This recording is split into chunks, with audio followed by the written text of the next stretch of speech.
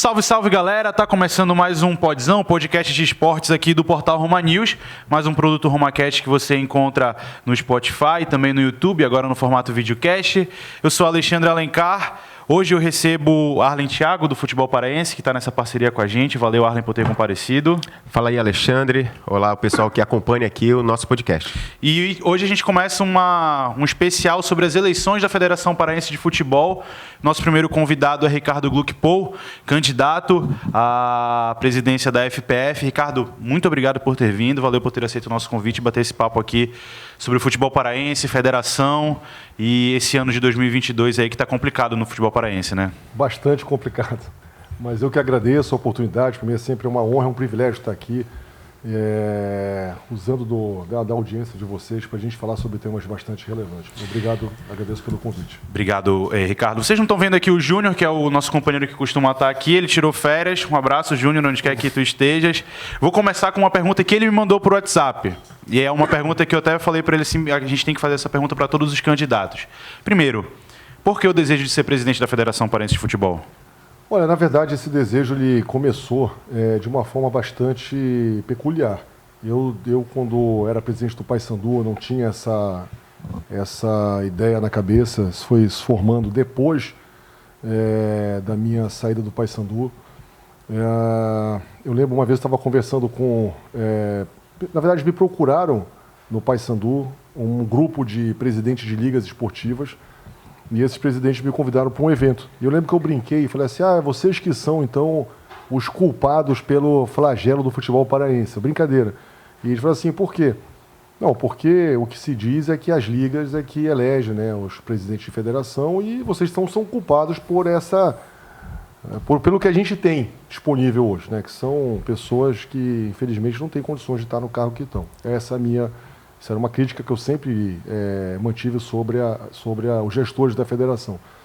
E eles falaram assim, não, Ricardo, você está enganado, as ligas têm uma série de outras atividades, te convido a conhecer, vai ter um evento amanhã. E eu fui nesse evento depois, no Centur, um evento com mais de 100 presidentes de ligas. Fiquei realmente bastante impressionado com a movimentação deles. E lá recebi um convite para fazer uma caravana para conhecer o trabalho das ligas no interior. E eu fui fazer essa caravana. Naquela oportunidade a gente visitou 7 ou 8 ligas locais e depois pintou a oportunidade de fazer uma caravana maior. Eu sempre tive um desejo de viajar mais pelo estado do Pará, já conheço bastante coisa, mas queria conhecer mais. Fizemos uma viagem no sul do Pará, ao extremo sul, e nessa viagem, conversando com esses presidentes, foi nascendo um movimento.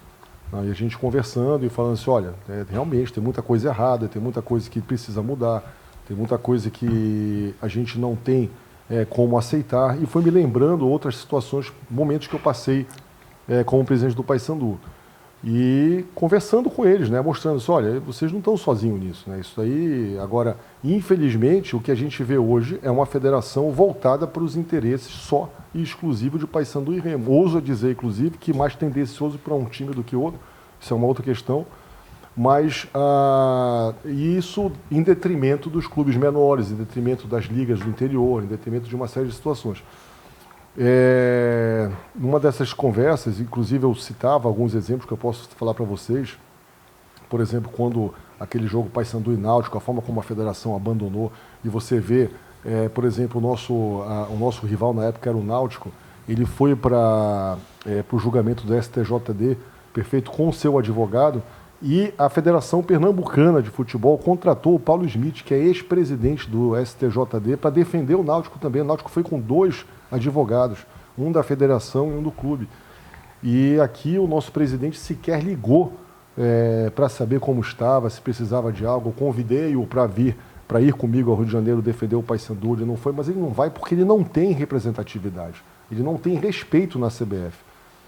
São presidentes que não têm liderança na CBF, que se deslumbram com aquele universo, perfeito? Não se opõem e não se fazem respeitar quando necessário, então, portanto, não tem autoridade para cobrar coisas grandes quando necessário. É o tipo de presidente que você fala assim, fica aí, velho, não fala nada não. Não é à toa que o futebol paraense, e aí agora voltando para Paysandu e Remo principalmente, se sentem muitas das vezes lesados em jogos nacionais. Não existe isso, eles não querem clubes do Norte na Série B ou na Série A. Não é que não querem, é que realmente nós não temos uma liderança grande, forte, respeitada lá dentro. Contei para eles outras situações, várias, posso contar aqui mais um... Bastidores eu tenho vários sobre essa situação, tá? E eu lembro de um, por exemplo, que se refere ao pagamento do name right do campeonato, do estádio do Bampará, que aquilo, a gente estava no auge da nossa crise na pandemia, não tinha dinheiro para nada e estava todo mundo muito preocupado.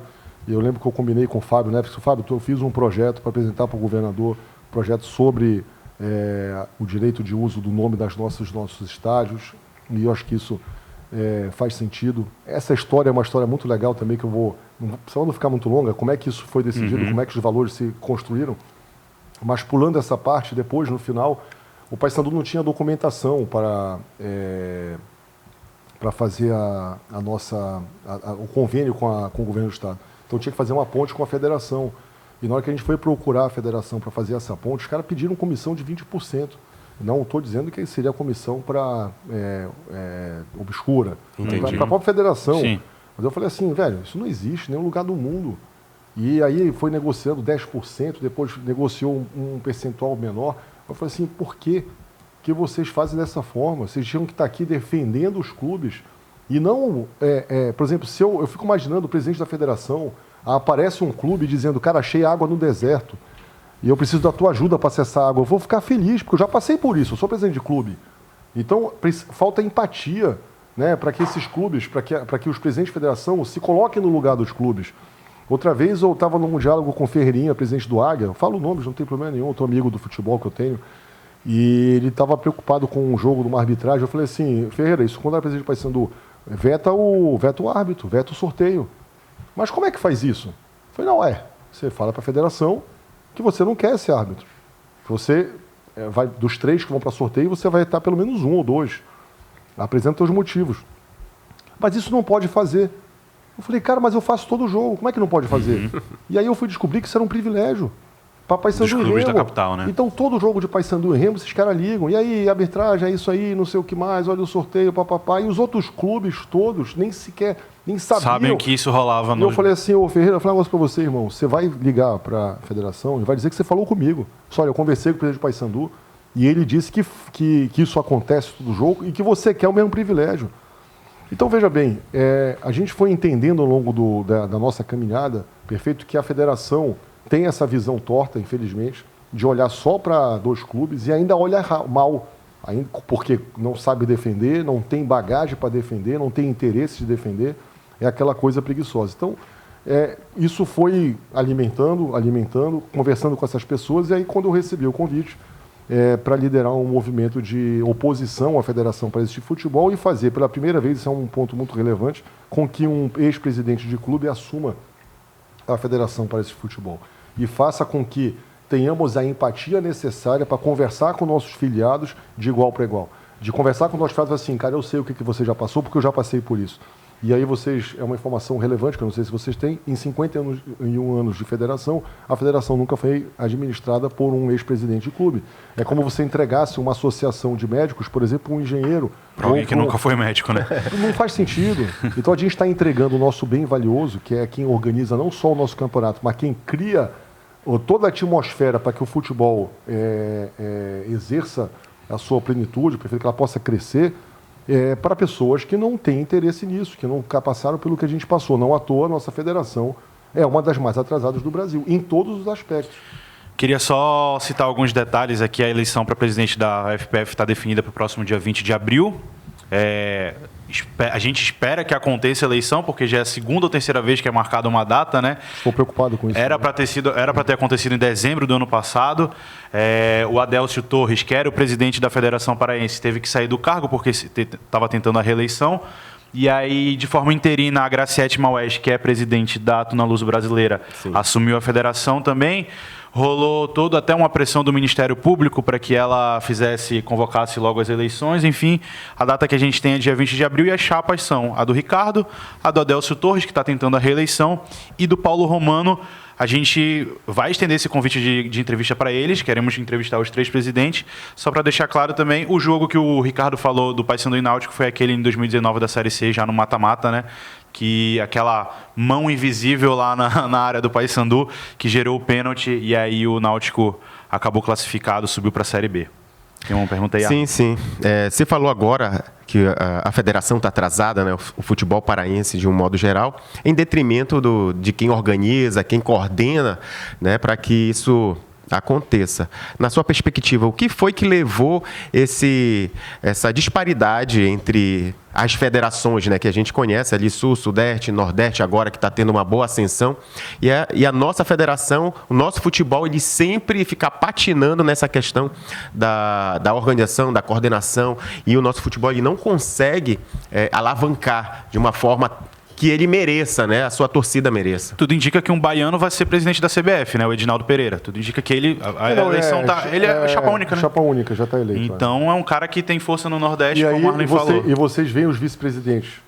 Foi bom, importante. Os vice-presidentes, tem 2 do Norte, Acre e Amapá. Acre e Amapá. Você vê a ausência de liderança que nós temos no futebol O Coronel brasileiro. Nunes, que é o único que está lá mais próximo, não está nessa lista de vice-presidentes, já não tá mais. né? Mas no caso dele, eu acho que foi porque ele estava já com o segundo mandato. Isso, exatamente. Mas a gente não tinha força na CBF, não era hora de, por exemplo, até o próprio ex-presidente Adelso, se ele tivesse força para ser um desses vice-presidentes, ou seja, porque não se faz respeitar na federação CBF. A CBF não enxerga como uma liderança, não enxerga como um capacho, não enxerga como uma pessoa qualquer que fala assim, ô, meu irmão, não vem falar grosso aqui não, velho. Porque não tem esse espírito de liderança, não quer liderar. Perfeito? Esse é um fato. A gente hoje tem a CBF, Acre e Amapá representando o futebol do Norte. Não dá para entender isso de uma forma... Em uma perspectiva futebolística, onde o Pará tem muito mais tradição do que os 2 outros estados, com todo respeito. Com todo respeito, Sim. Naturalmente, com todo respeito. Então, o que levou, eu não sei, Arli, porque, veja bem, eu acho que é isso, acho que é a ausência de liderança, é falta de desejo de trabalhar. A FPF é um órgão preguiçoso, né? Ela trabalha de 14 às 18 e com os salários que já foram revelados por aí. Como é que você pode entender um órgão e trabalhar de 14 às 18? A minha esposa ela é vice-presidente da OAB, a gente conversa muito sobre gestão e tudo mais, ela está me dizendo que o orçamento da OAB é inferior ao orçamento da federação, é inferior ao anual, e eles têm 27 subseções no estado do Pará, que funciona de manhã e de tarde, 27. A federação só tem um órgão atrás do cemitério, que funciona de 14 às 18. Então, assim, é um órgão preguiçoso. Aí, quando você compara, por exemplo, jogos de base, competição, eles agora acabaram de divulgar mais a terceira divisão, né, estadual. Mas o calendário, né, do Sim, futebol. sim. O Sub-15 está fora de novo. E eu vinha falando isso no passado. O Sub-15 está em extinção. O 13 está extinto já. O 13 já está extinto. Não existe mais competição oficial. O Sub-15 está em extinção. Terceiro ano sem competições. O Sub-20, Sub-17 foi, ano passado, uma palhaçada. Você deve estar acompanhado. Teve time que foi eliminado com 2 jogos. Porque eles fizeram uma copinha. Vários grupos de 3, 4 clubes se enfrentavam, depois classificava só um. Quer dizer, imagina um clube que ficou 2 anos para jogar um Sub-20, porque não teve 2020 competição. 2 anos para jogar 2 jogos. Então, é um órgão preguiçoso. Aí, quando você pega e compara a quantidade de jogos que tem no estado do Pará de competições de base com qualquer outra federação, dá vergonha de comentar. Porque as outras têm 30 jogos por ano, 25. Aí os atletas não se desenvolvem, né? Eles não têm lastro. Minutagem também. Minutagem. Então, aí acontece aquela coisa, você pega um atleta, eu lembro uma vez que o Thiago Martins veio jogar no Pará, que o Dado trouxe, que era da base do Palmeiras, lembra? Que era um zagueiro. Sim. Ela falou assim, mas aí, para pegar o cara da base, pega um cara da base do Paysandu, por exemplo. Assim, não é a mesma coisa nunca. Esse atleta aqui, ele já tem 6 anos jogando competição, 40, 50 jogos por ano. Os jogadores daqui fazem 4, 5, 6 no máximo. Paysandu e Remo. Se não for, porque se você não chega na final, você faz 3, 4 jogos por ano. Em 5 anos faz 15 jogos, cara, em 5 anos faz 300 jogos. Aquele menino do Palmeiras que surgiu na Copinha, acho que é o Hendrick. 15 anos, ele tem 100 e poucos jogos, 100 e poucos gols já na carreira. Imagina, ou seja, agora imagina no Pará, se a gente pensar, que nem 15 tem. Exatamente. O garoto tem. Fica difícil, se a gente for pegar 15, não tem 13. Por exemplo, puxar o exemplo do Remo, Ronald e o Thiago Mafra, que são os caras, eles não têm 50 jogos na carreira. Não tem, exatamente. Entendeu? Ou seja, e estão entrando num profissional para resolver. Para resolver. Então, ou seja... Aquilo que a gente já conversou aqui em outros podcasts também. Aí esses caras vão jogar pelada depois e a gente vai achar ruim. Vai dizer, olha, os caras estão jogando pelada. Os caras não jogam, porra. Não tem competição pros caras, meu. Então, isso tudo coloca o Pará num ranking muito triste, que é o ranking das piores federações do Pará. Quando você pega, por exemplo, você viaja por aí, qualquer outro lugar, dá até vergonha de dizer, desculpa, falar de novo, que você não abre de manhã. Como é que não abre de manhã? Então você quer resolver uma situação do seu clube 9 da manhã. Está fechada a federação. Não, então 10 horas vai, 11. Está fechada a federação. Como é que você vai adquirir respeito até dos próprios filiados? Como é que você vai cobrar, talvez, eficiência? Eu estava assistindo outro dia desse, minha filha apresentou, pai, olha só o TikTok. Ainda não entrei no TikTok. Ainda não fez dancinha no TikTok. Barato. Não, eu acho interessante. Não, aborda vários assuntos do TikTok. É interessante demais, mas enfim, eu acho que eu vou acabar entrando qualquer dia. E ela falou assim, pai, olha o que estão falando aqui do Pará. Cara, era um TikTok daquele Casé. O Casemiro. O Casemiro, com o jogo Paysandu e Castanhal, os caras com todos lama, de lama. E ele mostrando e rindo, falando assim, olha aí, isso aqui, falando, sei lá, umas piadas. Falei, caramba, essa é a imagem do futebol paraense. É a imagem do futebol paraense fora do Pará. Mas aqui no Pará chove, velho. Todo mundo sabe que chove. Os caras não têm cuidado com a grama. Os caras não têm cuidado em homologar a grama. Eles não têm cuidado em conversar com os filiados e conseguir uma quantidade de praças, porque o governo do estado compra esse produto, é um produto caro. Você vende para o governo do estado esse produto por 8 milhões de reais aproximadamente. Não é isso? E aí você entrega um pacote de lama para os caras, meu. Quer dizer, isso é ruim para os atletas, isso é ruim para os patrocinadores, isso é ruim para a emissora que transmite, isso é ruim não só para os atletas que estão jogando, mas para os atletas que querem vir jogar. É verdade. Assim, cara, olha, o Pará é a última opção. Esquece. Vocês não têm ideia, eu posso falar para vocês como presidente do Paysandu, a quantidade, às vezes o esforço que você faz para convencer um atleta a vir jogar aqui. Porque além do ostracismo, que é um campeonato que, como não tem interesse em divulgar, porque para mim tinha que ter um trabalho institucional da Federação Paraense, de um líder, de conversar com as emissoras, nacionais. Por exemplo, tem Remo Paysandu aqui, tem a Tuna Luso Brasileira, tem o São Raimundo, primeiro campeão da Série D da história do futebol brasileiro. Temos o Gavião KTG, o primeiro e único time indígena do Brasil, talvez do mundo. Quer dizer, ou seja, foi assim, cara, vamos separar 20 segundos que seja passar os gols porque por que isso é importante? Porque quando um atleta que sai, para um atleta sair do eixo, qualquer eixo, na verdade, Nordeste, Sul, fala assim, velho, eu vou jogar num campeonato onde vão esquecer do meu nome, vamos combinar. Porque só vai passar aqui. Não é isso? Estou falando bobagem? Não. Exatamente. Então, assim, vai esquecer do meu nome. E aí eu vou ter que depois conviver com lama, buraco, com estádios... Podendo me bater, né? Sofrer lesão. Então, cara, vou te falar a verdade, infelizmente é isso. O Campeonato Paraense acaba sendo uma das últimas opções, e poucos torcedores sabem disso, mas, por exemplo, quando você... Paysandu e Remo, principalmente, que são os que mais recebem 800 mil, 700 mil reais, aproximadamente, para disputar um Campeonato Paraense, ou um Bangu, por exemplo, no Rio de Janeiro, recebe 5 milhões de reais, 4 milhões e meio. Qualquer time médio de São Paulo recebe 6 milhões. Eu tinha visto esse levantamento, assim, o time que menos recebe na primeira divisão de São Paulo recebe 6 milhões de reais. 6 milhões de reais, então veja bem. Então você ainda disputa o interesse. Então você tem atletas que não querem vir jogar aqui, com todas as condições, e tem outros clubes lá atrás, com mais dinheiro, falam assim, vem para cá.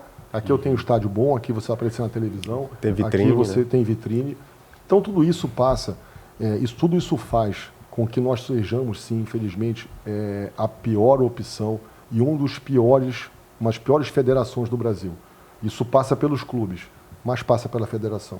A federação precisa homologar gramado, precisa atrair parceiros para que a gente possa ter pelo menos 5, 6 praças arrumadas. Passa por inteligência de horário. Os caras não sabem calcular a tábua de maré. Eu vou te perguntar isso na próxima. Daqui a pouquinho. Não, a minha filha de 6 anos, quando a gente vai para Salinas, ela sabe, pai, tem que estar horário porque a maré está alta. A minha filha de 6 anos, os caras não sabem calcular a tábua de maré. Aí tu vai exigir que esses caras calculem coisas mais sérias. Por exemplo, como você prevê que, de repente, horários de alguns jogos sejam mais inteligentes de manhã do que de tarde.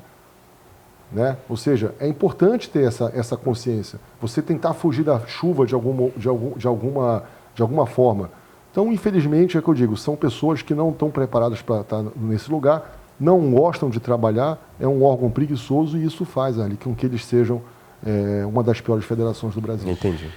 Tu falaste nesse caso da Tábua de Marés, a gente está vivendo talvez um dos piores campeonatos paraenses que eu, pelo menos com 26 anos de idade, consigo lembrar. E digo mais, temporada, né? Porque foi nas temporada. categorias de base, foi no feminino, haja recurso, exato. Paralisa campeonato e agora Paralisou na profissional. categoria de base também, no Sub-20, né? Para o campeonato, volta, enfim. A gente teve jogo cancelado por conta de maré baixa, que ninguém conseguiu prever que prever não, né? Ninguém conseguiu entender que a maré estava baixa ali, não dava para realizar, para atravessar para o outeiro. A gente teve campeonato paralisado por conta de denúncia de jogador irregular. A gente teve nessa última rodada agora, lembrando que a gente está gravando dia 21 de março, a última rodada do final de semana, o jogo de ida das quartas de final. Polêmica de arbitragem. Teve o Tapajós reclamando de um pênalti, o Paysandu reclamando de um pênalti que teria sofrido pelo Tapajós. O Remo, um pênalti inexistente, mas também teve outro que não foi marcado. Polêmica em todos os âmbitos. Esquecendo, tem Paysandu Independente que foi adiado por causa exatamente, do Navegantão. Do Navegantão, que na semana passada tinha recebido, se não me engano, Tapajós Itupiranga e Águia, alguma coisa, ou seja, para esses times, pode jogar na lama. Aí quando o Paysandu chega e fala assim, mas o negócio tá meio feio aí, para o campeonato, suspende a rodada, suspende o jogo. Teve o jogo Paysandu e Castanhal lá, que também lama até o meio da canela, né? E qual que é a tua avaliação desse Campeonato Paraense de 2022 especificamente? Para mim é um dos maiores fiascos da história do futebol paraense. É o pior campeonato que a gente já viu. Falando isso como torcedor e como ex-dirigente. Você vê agora os clubes, principalmente Paysandu e Remo, que vão entrar numa competição nacional, que já teriam previsto no seu planejamento, perfeito? O encerramento do campeonato em uma data, para poder depois com isso fazer uma transição para a Série C, seja quem se preparou já pensando na Série C, seja quem pensou em dispensar. Você imagina um clube que, por exemplo, se prepara para ter uma quantidade maior de contratados depois do Campeonato Paraense, e tendo que conviver depois com o Paraense e com a Série C. Você não podendo contratar, os contratados que você chamar, de repente, não vão poder te ajudar na Série C. Você precisava, no estadual, você precisava dispensar alguns do estadual para poder contratar para a Série C e não vai poder fazer porque você está disputando um campeonato que já devia ter acabado antes, mas não acabou. Quer dizer, é uma loucura. Os caras não pensam, não sabem o que é o que eu falo. Eles nunca passaram pelo que a gente passa, pelo que os clubes já passaram. Então eles não conseguem ter empatia para se colocar no lugar e falar assim, cara, isso aqui vai dar ruim, a gente tem que fazer uma coisa boa, a gente tem que olhar para esse produto com bastante carinho, perfeito, ter atenção, para não atrapalhar a vida dos clubes. Mas sem dúvida nenhuma, esse campeonato é uma das maiores tragédias E você vê isso refletindo no estádio, porque as pessoas perdem interesse. Estádios cada vez mais vazios, né? A gente estava vivendo uma expectativa agora de retorno da torcida, né? Porque a pandemia fechou finalmente a condição de entrar nos estádios e tudo mais. A gente começa com o campeonato empolgando, de repente, essas coisas vai tirando a empolgação. Né? Você vai, mas quanto é que joga mesmo? Mas quem é que está na frente?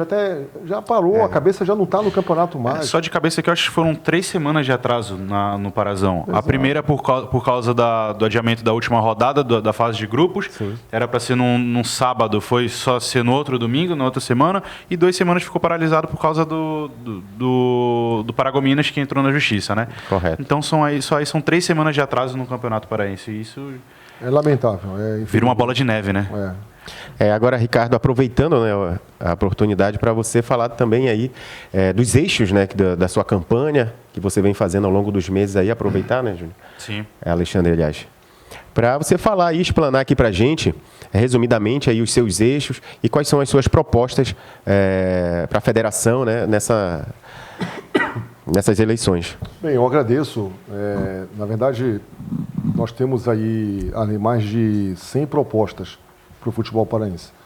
Nós tivemos a grande honra, a oportunidade de viajar aí 10 ou 12 mil quilômetros no estado do Pará, conversando nessas caravanas com várias lideranças do futebol e construindo um projeto. Nós somos a única chapa que tem um projeto de verdade, certo? Com 90 páginas de conteúdo, com mais de 100 propostas para o futebol. Propostas e projetos especiais. Nós dividimos isso em vários eixos. Então nós temos o eixo, por exemplo, do futebol amador, do futebol profissional, do futebol, das ligas esportivas, do marketing, governança, transparência, enfim, e projetos especiais. É difícil destacar os principais, mas eu acho que um dos pontos que a gente precisa realmente discutir seriamente é a base do futebol paraense. Ele precisa a gente precisa efetivamente de jogos e lastros para que a gente possa fazer esses garotos se desenvolverem. Não adianta fazer como a Série B faz do Campeonato Estadual, que é colocar uma cota de sub-23, você só pode ter 6 atletas não sub-23 numa Série B. Para começar, que eu sou veementemente contra esse tipo de interferência. A federação não deve interferir na vida dos clubes.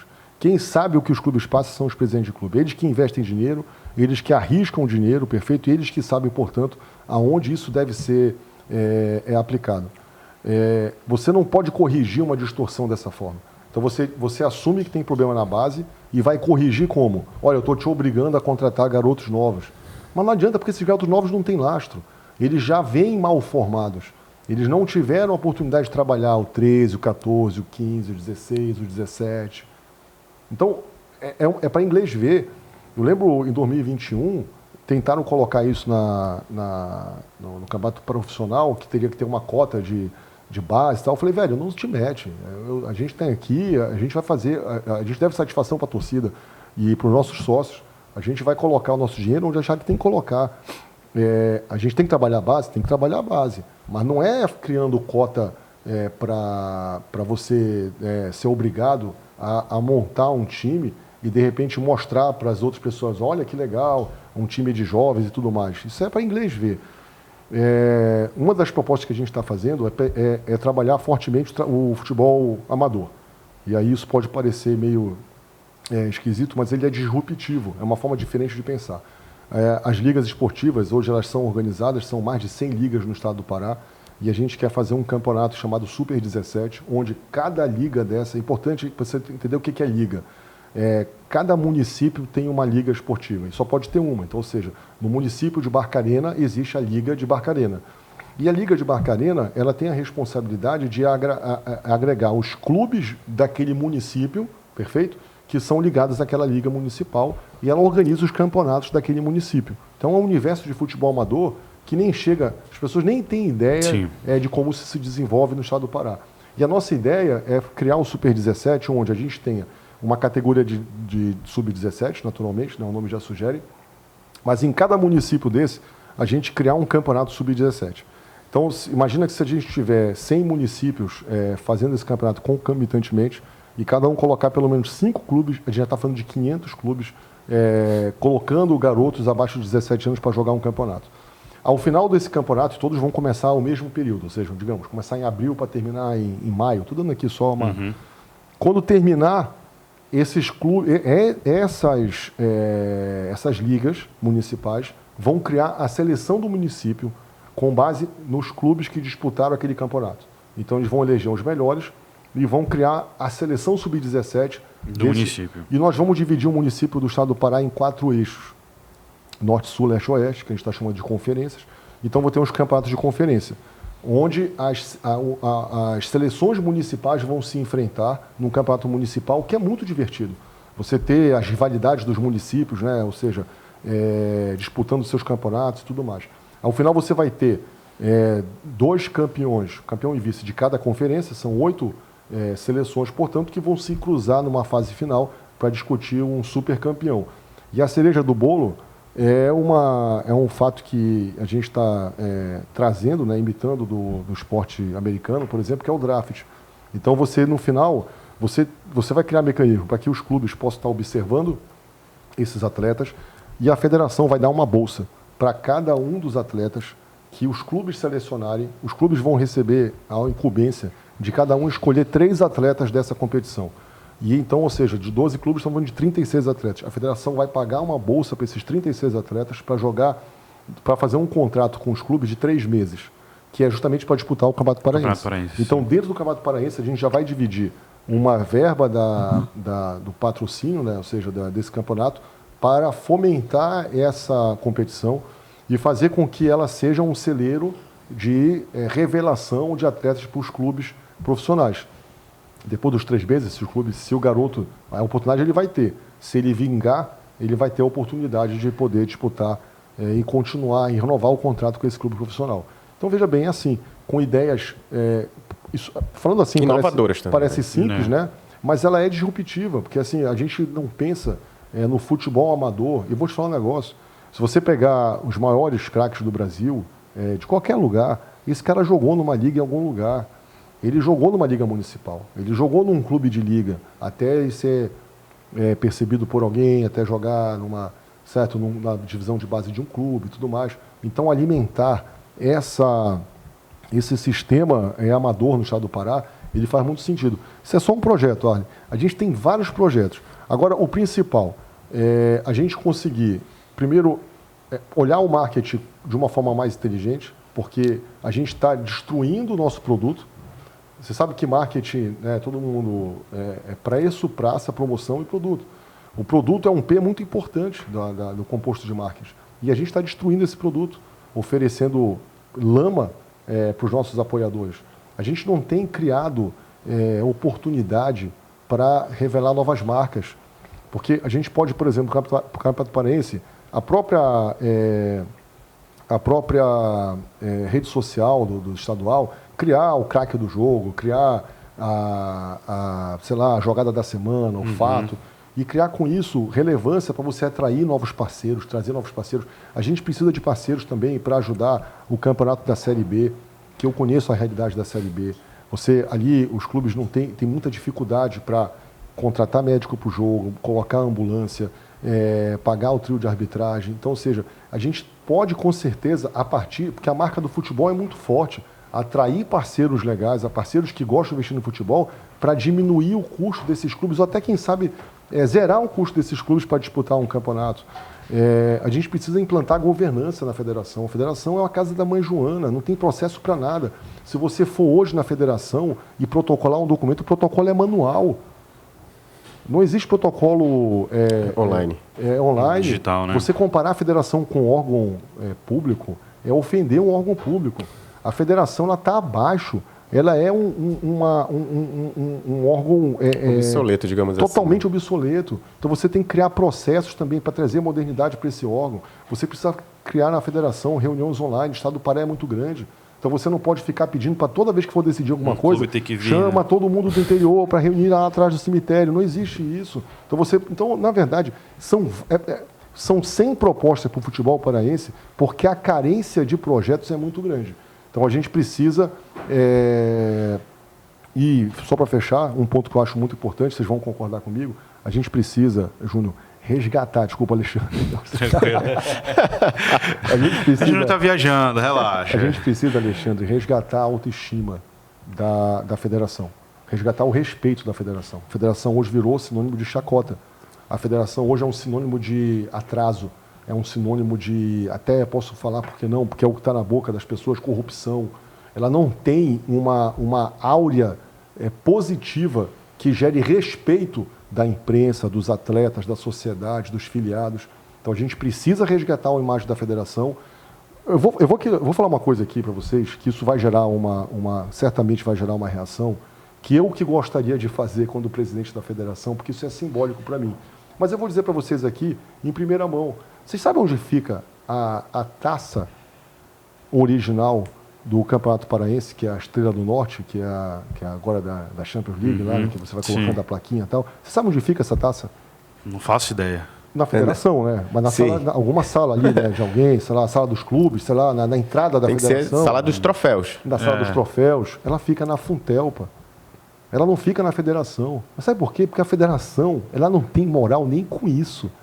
E eu tenho certeza, conheço o Binho, um grande esportista, um grande comunicador, que ele está louco para passar para... Ele deve dizer assim, cara, está aqui porque ninguém vem buscar. Não tem onde ficar, né? Porque, se você hoje pensar, quem organiza o Campeonato Paraense, aí vai um alô ao Binho, um elogio a esse grande presidente da Funtelpa, é a Funtelpa. A Funtelpa criou até o mascote do campeonato. Não foi a federação que criou. Então, veja bem, a federação, ela infelizmente precisa, ela está nesse estágio catatônico e precisa com que a gente recupere o prestígio da federação, recupere a imagem da federação, não só em nível local, mas em nível nacional, também perante a CBF, para que a gente possa sonhar com o crescimento sustentável do futebol. Vamos dar uma corridinha que o nosso tempo está um pouco curto hoje, mas eu queria te perguntar, tu falaste do atual momento da federação e nas redes sociais, em alguns grupos de imprensa também, a gente vê a galera comentando sobre a Graciete Maués. Caiu de paraquedas, tá lá. O que tu acha da atuação da Graciete nesse período que ela está como interina? Olha, eu prefiro comentar isso depois, não é por nada, porque eu acho que, primeiro assim, é simbólica, é uma mulher que está lá, né? Então eu acho que isso... É relevante demais também, né? Isso é uma coisa muito relevante. Eu tenho minhas críticas já, por exemplo, até eu cheguei a dar para ela uma sugestão durante essas eleições, que ela descentralizasse as eleições. O estado do Pará é gigante, que você tivesse sedes em Marabá para atender o extremo sul do Pará, que você tivesse uma sede em Santarém para atender o oeste do Pará, que você tivesse uma sede no Marajó, de eleição, né? Ou seja, isso é muito simples de fazer. Então, eu fiquei muito decepcionado quando eu vi nesse edital, mais uma vez, tudo... Ou seja, é como se vivesse num mundo paralelo, ou seja, eu não estou nem aí para os filiados. Quem quiser vir votar, venha. Quem não quiser, não venha. E o problema não é meu. Eu tenho críticas com relação a esses últimos episódios desses protestos pacíficos que houveram da federação, onde chamaram segurança, polícia e trataram as ligas esportivas como marginais, que não são marginais, não são bandidos, são pessoas comprometidas com o futebol, que vieram de uma maneira pacífica, organizada e, infelizmente, não conseguiram ser atendidas. Eu tenho várias críticas, tá? Não estou achando legal. A principal crítica que eu faço, já falei que eu não ia falar, mas estou falando, é que eu acho que ela tinha que montar uma equipe dela, sabe? Ela, quando chegou na federação, ela abriu mão de gerir o campeonato, entregou na mão de pessoas que já estavam lá. O vice-presidente, que tinha que ter sido afastado, que era o Maurício Bororó, ele voltou com um cargo de secretário-geral, que ninguém sabe que cargo é esse, isso nunca existiu, nunca, sei lá, documentos da federação assinados por secretário-geral. E aí eu acho que a federação vive uma crise de liderança. Você tem uma pessoa que é presidente, mas não tem caneta, o cara que tem caneta, mas não é presidente, e eles ficam lá, né? Você lembra que quando teve a crise da rodada... A palavra foi do Bororó, né? Foi o Bororó. Então, o presidente é o Bororó ou é a Graciete? Então, veja bem, eu acho que ela deveria ter feito isso na época, e também acho que deveria ter cuidado mais da eleição, porque a eleição, o artigo que a colocou interinamente na federação, ele é específico para que você conduza as eleições de forma célere. E não é o que a gente está vendo. Mas naturalmente, são críticas de ordem institucional, nada pessoal, e que é o meu papel comentar também.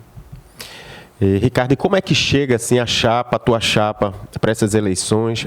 Bastante positiva, está otimista com relação a isso? Já tem nome para vice, não? Sim, claro. Nossa chapa ela foi escrita, na verdade, em dezembro, né? Dos 126 filiados aptos a votar, nós escrevemos 80 adesões. É importante vocês entenderem como funciona a eleição da federação. Você precisa ter adesão de 25% do colégio eleitoral, que assina um termo de adesão. Se você não tiver essa quantidade mínima de assinaturas, você não consegue se inscrever. Esse foi o problema que tirou o Paulo Romano da primeira eleição. Tiraria a federação também, mas isso é uma outra história. E nós chegamos lá com 80 afiliados. É um número recorde. Nunca houve numa história de eleição da federação tamanha adesão a uma candidatura. Esse número aumentou. Aumentou aí numa ordem de 20%, mais ou menos, 25%, já para essa próxima eleição. Então, a gente chega assim muito forte. Não é à toa, e eu posso falar isso para ti com toda a tranquilidade do mundo, que houve agora uma manipulação do colégio eleitoral, perfeito, que foi reduzido de 126 para 79 filiados, filiados que estavam aptos a votar 3 meses atrás, e agora, num toque de mágica, não estão mais aptos. Isso não tem a ver com o CNPJ. O primeiro crivo foi CNPJ, foi em dezembro, porque a federação tem mais de 160 afiliados e não se sabe quantos tem, porque a federação não é transparente com relação a isso. Você não sabe. Eu te desafio, inclusive, a dizer, a perguntar e depois me ligar. Ricardo, eles já me deram a informação, eles não dizem quantos filiados são. Mas naquela época você tinha, dos 150 afiliados, uma quantidade de ligas muito grande sem CNPJ. Então, foram habilitadas para dezembro da eleição as que tinham CNPJ, as que organizaram o campeonato e as que tinham licença de funcionamento. Basicamente são isso, as condições para você votar. E a federação homologou. O que acontece agora, já nessa nova eleição, as pessoas que homologaram em dezembro são as mesmas que estão aqui e são as que tomaram um susto, dizendo que não, a eleição está ganha, quando veio 80 adesões. Esses caras falam assim, velho, o negócio não está... Tá mel. Deu ruim aqui, né? O que a gente vai fazer agora? E aí começaram agora a criar cabelo em ovo, dizendo que o fulano não organizou o campeonato, ou então o fulano organizou, mas não preencheu o relatório, dizendo que tinha... Você acha que isso é um mecanismo para protelar a eleição? Não tenho dúvida. É um mecanismo para tentar diminuir a diferença, que está muito grande, e de tentar protelar as eleições, porque isso vai ser judicializado. Porque essas ligas, esses clubes que ficaram de fora, certamente judicializarão, até porque receberam há 3 meses atrás um nada consta da federação, uma certidão negativa de débito, porque elas foram, dentro das regras editalícias, configuradas para a eleição. E é esse que é o problema do Ministério Público. O Ministério Público disse, não mexam no colégio eleitoral. Por que não mexam no colégio eleitoral? Porque a partir do momento que você homologa uma quantidade de votantes e depois você sabe para onde cada um desses votantes estava tendendo a votar, você tem a faca e o queijo na mão para quê? Para tirar os caras que você considera opositores. Não à toa, desses 48 filiados cortados, 43 tinham assinado a nossa ficha. 43. Então, assim, se você achar que isso não foi seletivo, é acreditar em Papai Noel. Agora, naturalmente que isso vai ser revisto, esses clubes e essas ligas já estão entrando com requerimento porque isso é um processo natural, veja bem. A comissão eleitoral, ela pede para a federação a lista. A federação tinha que ter cumprido o que o Ministério Público falou. Está aqui a lista, comissão eleitoral, porque a comissão eleitoral é apartada. Então, isso aqui não é uma crítica para a comissão eleitoral. É independente. Só que quem estava na comissão eleitoral? 2 pessoas, na federação, que responsáveis por esse documento. 2 pessoas que são candidatas. E aí essas pessoas preferiram enfrentar o Ministério Público. Quem em sã consciência enfrenta o Ministério Público quando está ameaçando entrar com uma ação civil pública? Sim. Que deve acontecer. E em breve os senhores deverão tomar conhecimento de uma ação, porque eu não consigo imaginar que um promotor da envergadura do Dr. Sávio Brabo, perfeito, vai permitir que a federação sambe na cara dele. Porque ele disse, não mexam no colégio eleitoral. Ele falou, não, vou mexer só um pouquinho aqui. Tiraram 40% dos filiados. 40% dos filiados.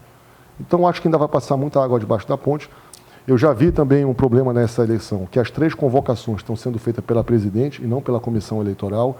Isso foi um fato que suspendeu a primeira eleição. Então, lamentavelmente, o que a gente vê é a federação repetindo os mesmos erros, pessoas que não suportam a ideia de perder, digamos, o poder, e mandando às favas o interior do Estado do Pará, mandando às favas o Ministério Público do Estado do Pará e embarcando numa viagem muito perigosa, que é você cortar 40% de um colégio eleitoral. Isso, se não chama atenção, não é só do Ministério Público, chama atenção da sociedade. Não é possível que ninguém olhe e fale assim, velho, isso está errado. Mas, finalizando, a gente está muito forte, mesmo que sejam só os 79 filiados, que não vai ser. Isso vai aumentar, sem dúvida nenhuma. A gente ganha a eleição porque existe um consenso perfeito entre os filiados. Chega de amadorismo. Eu acho que a gente chegou no ápice, Arley e Alexandre, e vocês têm que concordar com isso, de exposição negativa do futebol. Eu acho que esse ano todo mundo falou assim, caramba, velho, não dá mais. Não dá mais.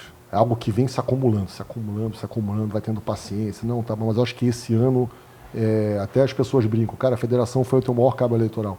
Porque eles fizeram questão de mostrar, nós somos incompetentes, nós não sabemos fazer o que a gente está fazendo, a gente também não está se importando para a opinião pública, para o Ministério Público, para ninguém, e vamos fazer do nosso jeito. Só que isso tem limite.